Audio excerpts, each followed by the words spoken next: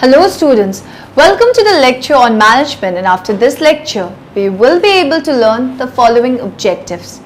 Understand the basic concept, nature, purpose and scope of management, define the managerial skills and roles, define the evaluation of management, explain the historic foundation of management, define administrative management, define bureaucratic management, define global management, and understand whether management is a science or an art. Let us start with what management is. Formerly, the word management was used mostly in relation to circuses and restaurants, but of late it has acquired much glory and significance. Let us discuss the reasons which have made it so important.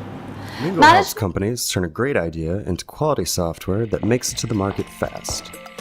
This morning, our product owner has a great new idea to introduce to the team in San Francisco. She goes into Mingle and begins to capture her idea as Mingle cards. Once her analyst arrives, she explains the idea, and together they break it down further within Mingle.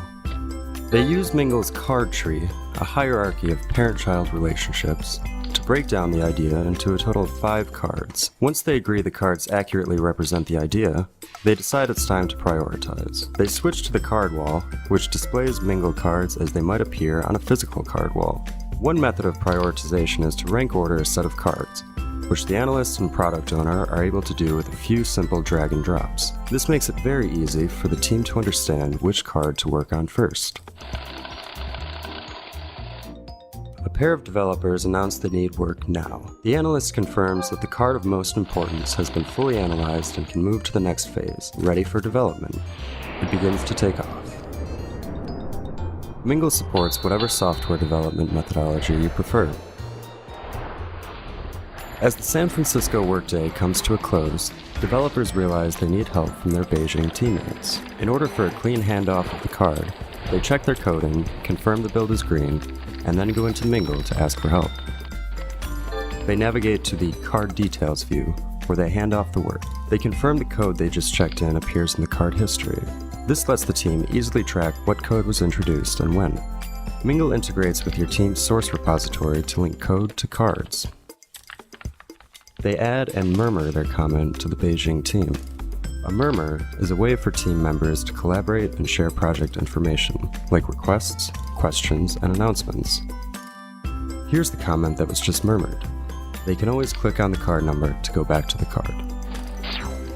The card travels to Beijing for continued work. The card successfully lands in the hands of the developers in Beijing, where the murmur is read and work is viewed. However, they soon realize the card is too big, and a portion is unnecessary to complete the feature. So, they decide to split it into 2 cards. They revise the card title and remove the portion of the card they do not need to work on now. They use the Save and Add Another feature to save their changes and create a new card. As the card is thrown into the product backlog, the developers comment and murmur what they did and why. They continue on to the next phase with the original card, ready for testing. Mingle notifies the QA that the card is ready to be validated. He discusses with the developers and confirms everything passes acceptance and is running smoothly. Here's the card wall showing all of the cards in the current sprint. Each lane represents a phase in this team's workflow. Moving a card to the next phase is a simple drag and drop. The QA sends the card back to San Francisco for the next phase, ready for acceptance. Back in the US, the team can easily refer to Mingle's card wall to see the current progress with the project. This morning, the analyst views the work done in Beijing, validates all of the cards, and declares the product is ready. An email notification is sent to the product owner as she enters the office, announcing that her great idea is complete. Other stakeholders involved with the project stay informed by utilizing Mingle's reporting capabilities. Once the charts are created, the data is automatically generated as the team moves cards through the workflow. Mingle comes packaged with a variety of reports that can be tailored to your specific organization's needs and workflow. Mingle is a project collaboration tool that works the way you work, helping you release on time with high-quality results while keeping IT and business aligned. Now check out the Explore Mingle page to learn more about what Mingle can do for your team. Important. Management is a critical element in the economic growth of a country. By bringing together the four factors of production, that is men, money, material and machines, management enables a country to experience a substantial level of economic development. A country with enough capital, manpower and other natural resources can still be poor if it does not have competent managers to combine and coordinate these resources. Poor economic growth of many Asian and African countries very well illustrate this point. Let's understand the basic concept of nature, objective and importance of management. The most serious challenges of business organization revolve around a common focus: people. Corporate officials trying to keep companies competitive in the face of tough and changing economic conditions are tinkering with various approaches to dealing with people. They're putting people into teams, raising their pay, changing the way work is done, and training executives in ways that promise to improve and enrich them personally and professionally.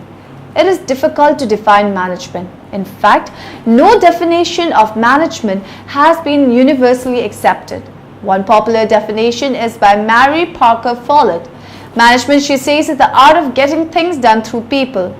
This definition calls attention to the fundamental difference between a manager and other personnel of an organization. A manager is one who contributes to the organization goals indirectly by directly efforts of others, not by performing the tasks himself.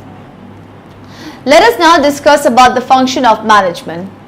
Any organization, whether new or old, whether small or big, need to run smoothly and achieve the goals and objectives which it has set forth.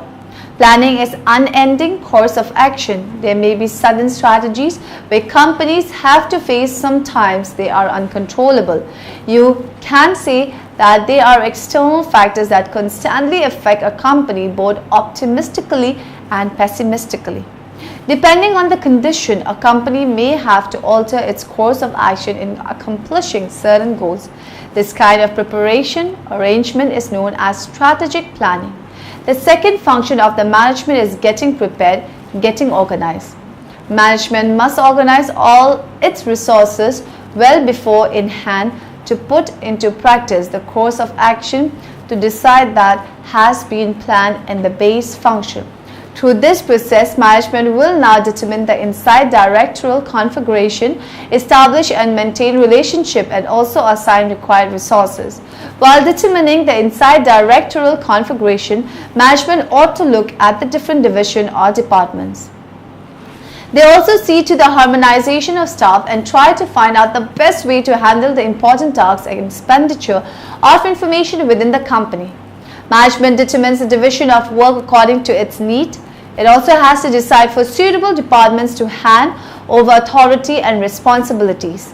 Directing is the third function of the management. Working under this function helps the management to control and supervise the action of the staff. This helps them to assist the staff in achieving the company's goals and also accomplishing their personal or career goals, which can be powered by motivation, communication, department dynamics, and department leaderships. Employees, those which are highly provoked, generally surpass in their job performance and also play an important role in achieving the company's goal. And here lies the reason why managers focus on motivating their employees. They come about with prize and incentive programs based on job performance and get in the direction of the employees' requirements. It's very important to maintain a productive working environment, building positive interpersonal relationship and problem solving. Control, the last of four functions of management, includes establishing performance standards, which are of course based on the company's objectives. It also involves evaluating and reporting of actual job performance. In an effort of solving performance problems, management should hire standards. They should straightforwardly speak to the employee or department having problem. On the contrary, if there are inadequate resources or disallow other external factor standards from being attained, management had to lower their standard as per requirement. The controlling processes, as in comparison with other three, is unending process or say continuous process. These days, it is not necessary for an organization to grow bigger, but it is necessary that it constantly grows better. This makes innovation an important function of a manager. A manager is also required nowadays to spend a part of his time in representing his organization before various outside groups which have some stake in the organization. The stakeholders can be government officials, labor unions, financial institutions, suppliers, customer, etc. They wield influence over the organization. Let us now discuss about managerial skills. Skills are abilities related to performance that can be learned. Managerial skills can be divided into 4 groups: technical, interpersonal, conceptual, and communication. Technical skills involve the ability to apply specific methods, procedures, and techniques in a specialized field. Managers use these skills in varying degrees depending on the problems they face. Technical skills change as a manager's responsibility increases. Generally, people are promoted into management because of their technical skills. First-time managers need to be technically skilled to train new employees and supervise in the technical aspect of their work. As managers, responsibilities increase. They may have less need for hands-on, detailed knowledge, but they still have to keep up with changes while learning new skills such as problem solving and negotiating that are essential to their jobs. Interpersonal skills. Interpersonal skills include the abilities to lead, motivate, manage conflict, conduct group meetings, and work with others. It involves working with people because every organization's most valuable asset is its people. Interpersonal skills are a key part of every manager's job. Managers with excellent interpersonal skill encourage participation in decision making and let others express themselves without fear of embarrassment. People with good interpersonal skill respect other people and are respected by them. Such managers are able to implement decisions, define the interests of their work groups, and obtain special reward for deserving subordinates. They understand the balance between personal and work lives, help others reach their goals, and develop ways to reduce stress in the workplace. Managers who lack effective interpersonal skill may be rude, abrupt, and unsympathetic and make employees feel resentful. Conceptual skill. Conceptual skills involve viewing the organization as a whole and applying planning and thinking abilities. Managers with good conceptual skills are able to see how an organization, departments, and functions relate to one another. Poor conceptual skills often lead managers to conceptual ruts, where they rely on habitual ways of thinking rather than look for new ways to solve problems. Communication skills. Communication skills involve the ability to send and receive information and to convey and understand thoughts, feelings, and attitudes. Gender, culture, and ethnic diversity demands new and better communication skills. Communication skills serve as the building blocks for the development of other skills. To use technical or conceptual skill effectively, manager must be able to communicate well with others. Zach is a project manager and proud of it. He feels privileged to be a member of a well-trained and highly skilled profession. After all, without project managers, very little would get done. But despite all this, Zach is not a happy man. His sense of achievement is overshadowed by some well-known statistics, and whichever way you look at them, the statistics all tell the same depressing story. Most projects are doomed to failure. In fact, only 1 out of every 8 projects is a success, and almost a third are cancelled before completion. Project managers emerge from their training experts in process thinking. Project managers like Zach are great at quantifying the resources needed to complete a project, but process thinking hits the wall when confronted by the day-to-day people issues that bedevil most projects. Responding to angry or unreasonable stakeholders with process thinking only fans the flames. If project managers are going to deal successfully with people, they need more than process. Take Zach. He's making a presentation to the senior management team. Everyone's paying attention except Malcolm, who shuffles his papers and looks bored. Zach believes Malcolm doesn't respect him and thinks Malcolm wants his project to fail. Zach is angry and makes a mental note to try and avoid including Malcolm in the next meeting. Within a short time, Zach has made a number of assumptions that will have a major impact on his project. It can happen in the blink of an eye, and Zach isn't even aware it's happening. It's called a ladder of inference. And what Zack doesn't realise is that Malcolm is probably clambering up some rungs on his own ladder, creating even more problems for the project. Zack and Malcolm's story illustrates why project managers need to be aware that what people think affects what they do. But thoughts are locked inside our heads. They're invisible. So what can be done? The answer is better communication skills. What are the manager roles in an organization? In addition to the skills required by managers to do their jobs effectively, they also need to perform certain roles in the organization. Role can be defined as a set of behaviors associated with a particular job in an organization. These 10 roles fall into 3 major categories: interpersonal, informational, and decisional. It has to be pointed out that every manager job consists of some combination of roles. The roles played by the manager often influence the types of skills needed. Although described separately to aid understanding, roles actually are highly integrated. The importance of these roles may vary considerably by managerial level, first line, middle or top, and organization. Interpersonal roles refer to relationship with others and flow directly from a manager's formal authority. Interpersonal roles differ from other types of roles in that their prime purpose is the development of relationship between the managers and other people. The key is interpersonal contact, not analyzing data or making decisions. Figurehead role. The figurehead role includes handling of symbolic and ceremonial tasks for a department or an organization. The president who greets a touring dignitary, the first line manager who attends the wedding of a machine operator, the sales manager who takes important customers to dinner, all are performing ceremonial duties that are important to the organization's success. Leadership role. The leadership role involves directing and coordinating the tasks of subordinates in order to accomplish organizational goals. Some aspects of the leadership role have to do with staffing, such as hiring, evaluating, and rewarding employees. Liaison role.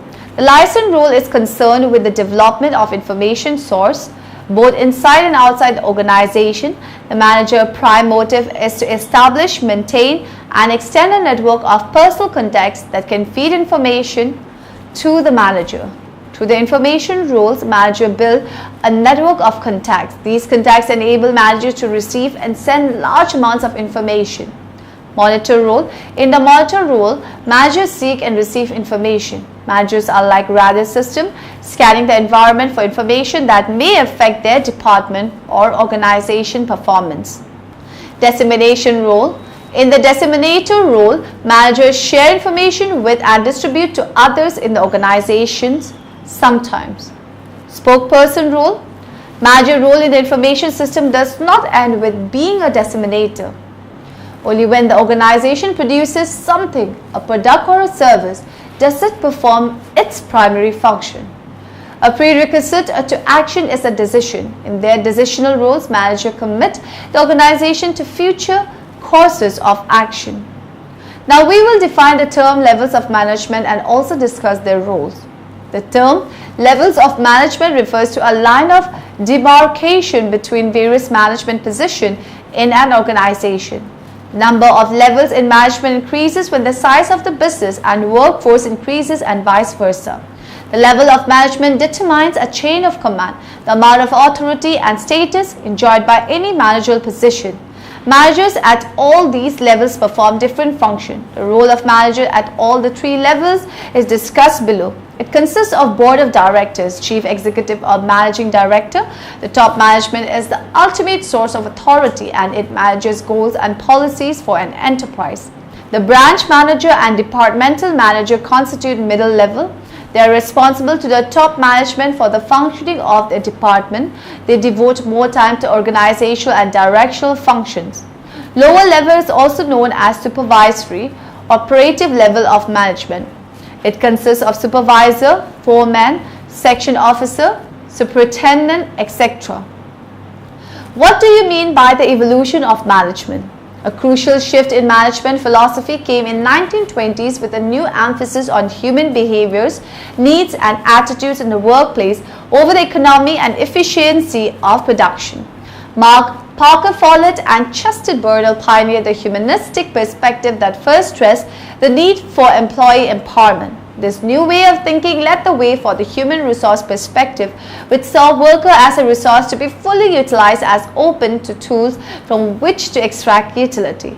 This perspective paved the way for the role that human relation department play in organization today.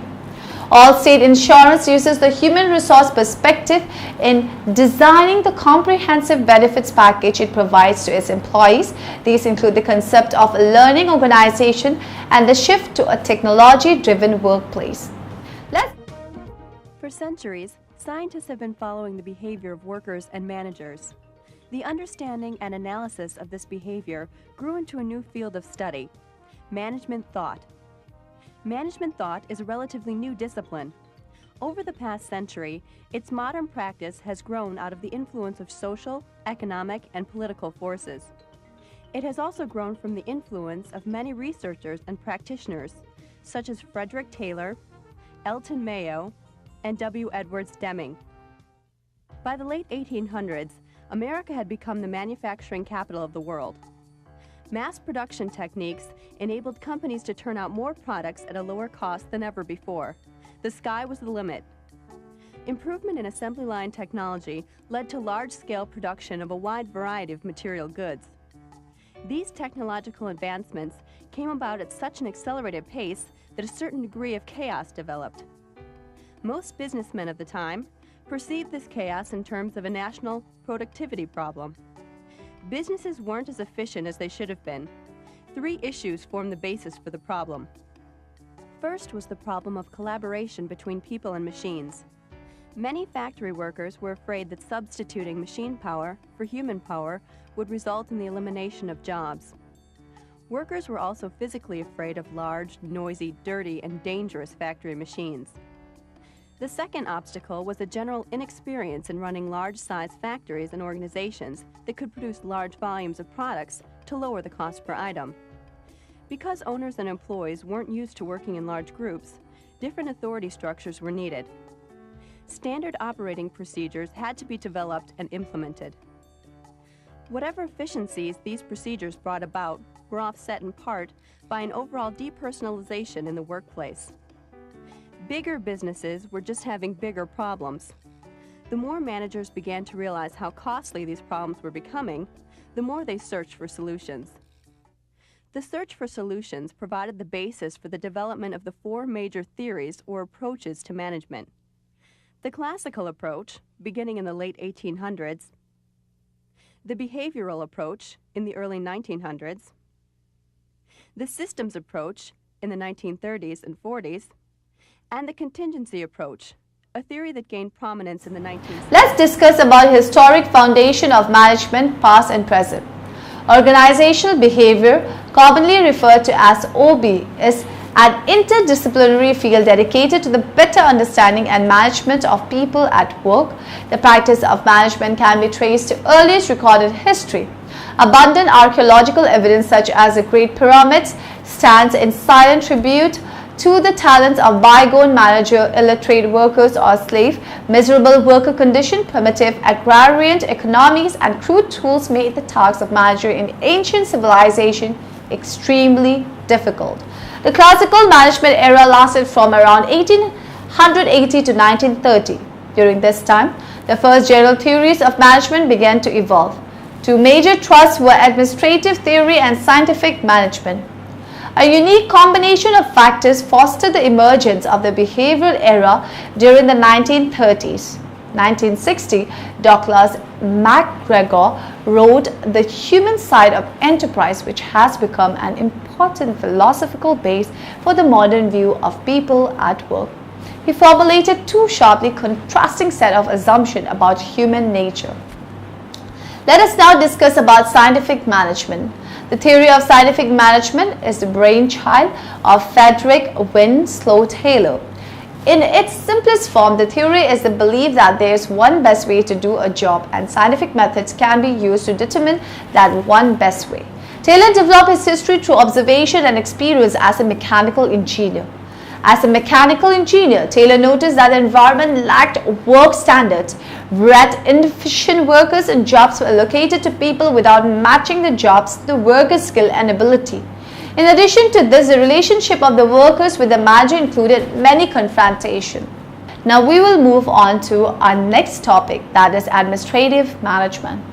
While pioneers of scientific management tried to determine the best way to perform a job, those in the administrative management explored the possibilities of an ideal way, rule of thumb, to put all jobs together and operate an organization. The administrative theory emphasized management function and attempted to generate broad administrative principles that would serve as guidelines for the rationalization of organizational activities. Henry Fayol played a main role in the turn-of-the-century classical school of management theory. Max Weber embellished the scientific management theory with its bureaucratic management theory, which is mainly focused on dividing organization into hierarchies, establishing strong lines of authority and control. Weber suggested organization develop comprehensive and detailed standard operation procedure for all reutilized tasks. Max Weber was a historian that wrote about the emergence of bureaucracy or bureaucratic management from more traditional organization forms like feudalism and its rising preeminence in modern society. Weber's view of bureaucracy or bureaucratic management was a system of power where leaders exercise control over others, a system based on discipline. Weber stressed that the rational legal form was a more stable of system for both superiors and subordinates. It's more reliable and clear, yet allows the subordinate more independence and discretion. Global managers are in the unique position of managing a company's business and staff in a land that may have vastly different cultural and professional custom. In a 2006 article in the Harvard Management Update, Glenn Rifkin cited India and China as two emerging markets where global managers have been needed to help navigate the business landscape. In these regions, managers are needed to help companies tailor their business to the local professional culture. Global management refers to the way an organization manages their business practices internally, including sales, marketing, hiring, and finance. Henry Fayol listed the 14 principles of management as follows. Specialization of labor. Specialization encourages continuous improvement in skills and the development of improvement in methods. Authority. The right to give orders and the power to exact obedience. Discipline. No slacking, bending of rules. Unity of command. Each employee has one and only one boss. Unity of direction. A single mind generates a single plan and all play their part in that plan. Subordination of individual interests. When at work, only work things should be pursued or thought about. Remuneration. Employees receive fair payment for services, not what the company can get away with. Centralization. Consolidation of management function. Decisions are made from the top. Scalar chain, line of authority. Form a chain of command running from top to bottom of the organization like military. Order. All materials and personnel have a prescribed place and they must remain there. Equity. Equality of treatment but not necessarily identical treatment. Personal tenure. Limited turnover of personnel. Lifetime employment for good workers. Initiative. Thinking out a plan and do what it takes to make it happen. Esprit de corps, harmony, cohesion among personnel. Out of the 14, the most important elements are specialization, unity of command, scalar chain, and coordination by manager, and amalgam of authority and unity of direction. Now we shall move on to our next topic, that is management. A science or an art.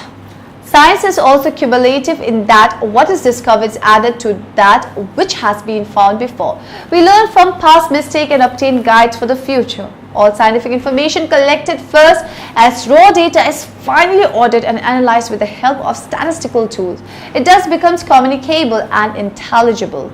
Art is thus concerned with the understanding of how a particular work can be accomplished. Management in this sense is more an art. It is the art of getting things done through others in dynamic and mostly non-repetitive situation. The manager has to constantly analyze the existing situation, determine the objectives, seek alternatives, implement coordinate, control, and evaluate information and make decisions. Management, as we all know, does not possess all the above characteristics of a profession. Unlike medicine or law, management does not have any fixed norms of managerial behavior. Let us now move on other topic, that is coordination of management. Coordination is inherent in all managerial function. Each of the managerial function is an exercise in coordination. Coordination implies an orderly pattern or arrangement of group efforts to ensure unity of action in pursuit of common objectives. It involves an orderly synchronization of the efforts of individual components of an enterprise to provide the proper timing, amount, quality, place, and sequence of efforts so that the stated objective may be achieved with minimum of friction. Coordination is a basic responsibility of management, and it can be achieved through managerial function. No manager can evade or avoid this responsibility. Coordination does not arise spontaneously or by force. It is the result of conscious and concentrated action by management. Coordination helps to improve the efficiency of operation by avoiding the overlapping of efforts and duplication of work. Integration of individual efforts leads to teamwork. Coordination is the basic responsibility of every manager, and it can be achieved through the managerial function. No manager can evade or avoid this responsibility. Coordination encourages team spirit. There exist many conflicts and rivalries between individual departments, between a line and staff, etc. Similarly, conflicts are also between individual objectives and organizational objectives. Now, in the end, let us summarize what we have learned in this lecture. Any organization, whether new or old, whether small or big, need to run smoothly and achieve the goal and objectives which it has set forth. Skills or abilities related to performance that can be learned. The importance of these roles may vary considerably by managerial level, first line, middle or top. An organization. The term levels of management refers to a line of demarcation between various managerial positions in an organization. Learning organization is a form of organizational management that focuses on continuous learning, problem solving, and innovation to constantly improve the work of an organization. Organizational behavior is the study of human behavior, attitudes, and performance in organization. Administrative management school is also called traditional principle of management. Bureaucratic management may be described as a formal system of organization based on clearly defined hierarchical levels. Global management refers to the way an organization manages their business. Henry Fayol synthesized 14 principles for organizational design effective administration. Art is thus concerned with the understanding of how a particular work can be accomplished. Coordination is inherent in all managerial functions.